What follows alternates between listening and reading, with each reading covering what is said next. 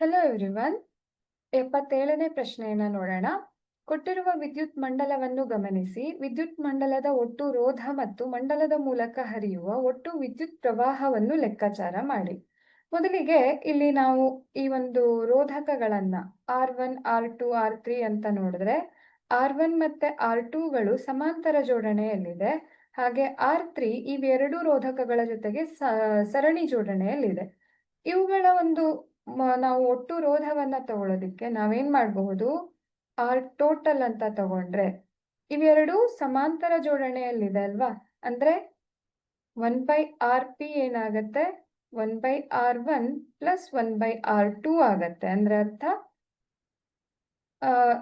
R1 R2 ಲಸ್ ಆಗಿರತ್ತೆ. ಹಾಗೆ R2 plus R1 ಅನ್ನೋದನ್ನ ನೋಡಬಹುದು 1/RP.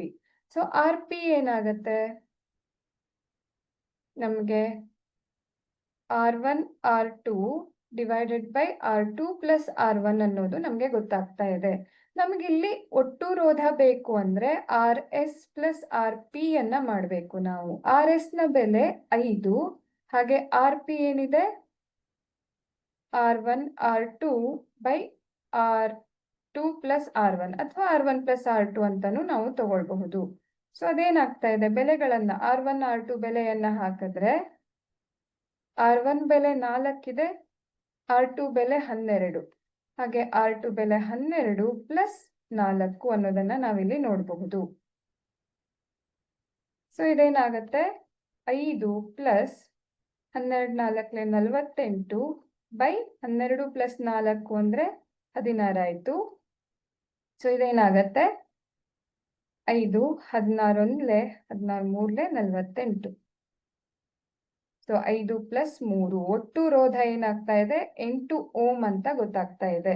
ಈಗ ವಿದ್ಯುತ್ ಪ್ರವಾಹವನ್ನ ಲೆಕ್ಕಾಚಾರ ಮಾಡೋದಿಕ್ಕೆ ನಾವು ಓಮ್ನ ನಿಯಮ V = IR ಅನ್ನ ಬಳಸಿದ್ರೆ, V ಬೆಲೆ ಎಷ್ಟು ಅಂತ ಕೊಟ್ಟಿದ್ದಾರೆ.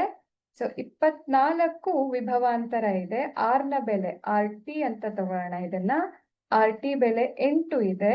ಹಾಗಾಗಿ ಇಲ್ಲಿ ಒಟ್ಟು 8 8 3. ಸೊ I ಬೆಲೆ ನಮಗೆ 3 ಆಂಪಿಯರ್ ಅನ್ನೋದು ಗೊತ್ತಾಗ್ತಾ ಇದೆ. ಈ ರೀತಿಯಾಗಿ ನಾವು ಒಟ್ಟು ವಿದ್ಯುತ್ ಪ್ರವಾಹವನ್ನ ಲೆಕ್ಕಾಚಾರ ಮಾಡಬಹುದು.